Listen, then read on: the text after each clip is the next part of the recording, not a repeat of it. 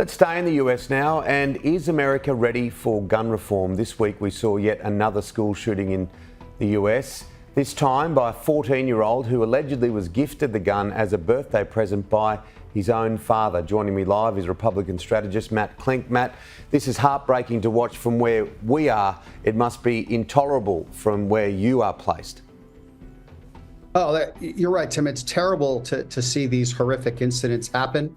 But the challenge is the cure to solve this problem? Would it create more problems than it solves? And that's where we run into difference, because we have this pesky little thing called the Second Amendment in California, and our amendments are listed in order of importance, with speech being first, the right to own a gun being second. And it's a law that dates back hundreds of years, isn't it?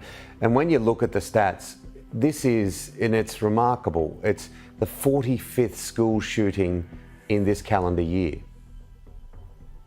Yeah, look, these things are horrific, and anyone that has children, you collectively gasp every time one of these things happen.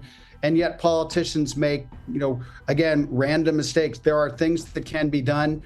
For example, don't let people with mental issues have guns. Or, if someone like this young man apparently was, law enforcement questioned this young man earlier, he should not have been allowed access to the gun. I think that the father faces up to, I think 100+ years in prison because the young man was still a minor.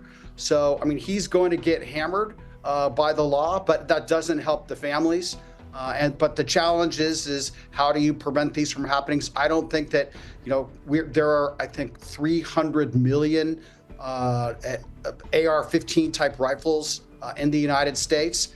I don't think there's going to realistically be a mandatory gun buyback program.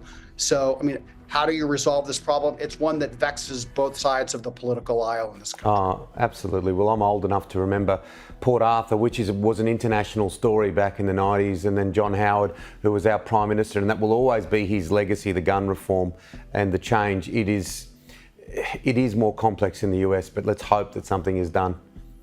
Don't forget, it's not a law. It's actually in our Constitution. So it's just not like changing a traffic statute. No. It requires, it's a big deal to make this happen.